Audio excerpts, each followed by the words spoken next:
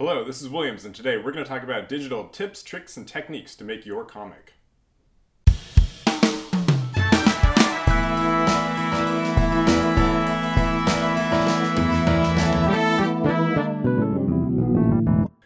When making comics digitally, it doesn't matter if you're using Photoshop, Procreate, Clip Studio, or any other digital drawing program. So long as it has layers and some degree of transparency, you are good to go. I'm working in Photoshop for this demo, but almost all of what I'm describing can be found in other drawing and painting programs, as these are old tools that have been around almost as long as the medium. To start, I'm working on a comic page template document, so my proportions stay the same all the way through the process.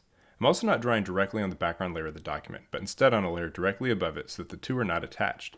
My process is going to be essentially the same as it was while working traditionally, starting with roughs to sketch out my idea and figure out the composition and panel layout first. Before you get too deep into a project, check the image size. Nothing is sadder than putting a ton of time into a project only to discover that it's the wrong size, resolution, or proportion. Once I'm happy with the rough layout, I create another layer, lower the transparency of the layer with the roughs on it, and do another pass working out more detail, making corrections, and fixing it as I go. For purposes of speed, and because this is just a demo, I'm only going to be focusing on this first panel from here on out. Doing a horizontal flip on an image is a good way to check for idiosyncrasies and lopsided elements in the drawing. This is way easier working digitally than traditionally, which requires a mirror or light box and still doesn't really let you draw backwards. This can be done with a horizontal canvas flip. If you're going to be flipping your canvas frequently, or anything else for that matter, using the Actions panel under the Windows menu will allow you to record the action once and assign a quick key, so you can just do it over and over just by hitting one key. Also worth mentioning at this point is the ability to free transform elements of a drawing that don't fit or are too large or small or in the wrong place. I prefer to use the lasso tool as a means of selecting and then hitting Ctrl-T to open up free transform to scale and move whatever I've selected. My next step of the process is to create another layer and finalize my line work, making any corrections needed. I don't have too much to say about this part of the process except that I encourage you to go beyond simple contour lines and think about stipple, crosshatch, hatch, black blocks, and other things that are traditional to normal inking that are easy to skip or forget about while working digitally. For colors, I'm dropping them on a layer underneath the one the line work is on.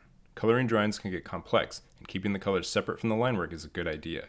Depending upon how crisp your line work is, you can make selections using the Magic Wand tool based on the line work layer, and use the Paint Bucket tool to drop colors into that same selection on the layer with the colors on. If you made line work using a more organic or soft edge brush, then creating color solids with a combination of the pencil tool and the bucket tool on your color solids layer is a good alternative. Adding highlights, shadows, or moving your coloring beyond simple color solids is mostly about personal taste. I tend to think of line work and rendered forms as different visual languages that can work together, but when used in the same image, one of them should be more dominant, thus my simple cell style shading. Using the lasso tool, I'm essentially drawing where my highlights will go. Then, using the hue saturation slider, I'm bumping up the value of the selections. The hue saturation palette is a great way to edit all your colors too, not just the selected areas.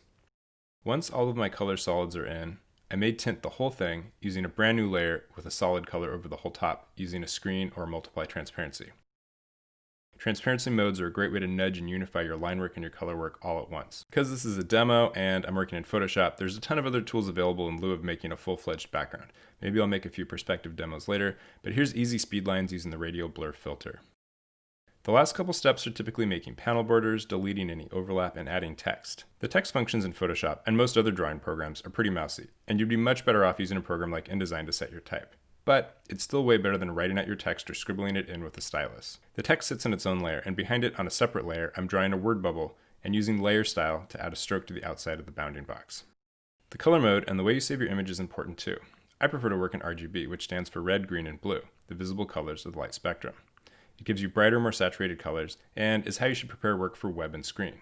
If saving work for print, converting to CMYK mode, which stands for cyan, magenta, yellow, and black, the colors of process printing, is a must, and provides an opportunity for last-minute tweaks. CMYK files are typically a little more drab than an RGB one. Let's revisit the layers and the organization behind this document.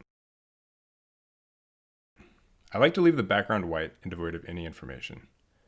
Color solids sit on their own layer above that. Line work sits in its own layer.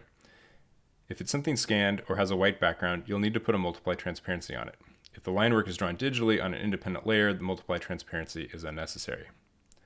Above that, a layer of solid color and a screen transparency to tint everything underneath it. Optional, of course, but this tends to have a nice unifying and mood-invoking quality. If there's a part of the line work that I want to visually pop and stay black, I might create another layer with part of the line work on it above. Lastly, above that sits panel borders, text, and word balloons. It's easy to get carried away with layers, but I usually keep each document around 5 or so. There are a ton of different ways to use digital tools to make comics, alternative approaches to what I showed, and maybe 3 different ways to accomplish any one task in Photoshop. It's not uncommon for artists to use some hybrid of traditional and digital techniques in their process, digitally coloring traditional inks, or drawing the pencils on paper, scanning and adjusting them using levels or threshold, before adding a screen transparency with a color overlay like a light teal blue, printing it out on an enlarged version, and then inking that, rescanning it, and then coloring it again, and adding text. Alternatively, you can scan a drawing and ink over it on a fresh layer. There isn't really a wrong way to use digital tools to make comics. I hope this was helpful. Bye.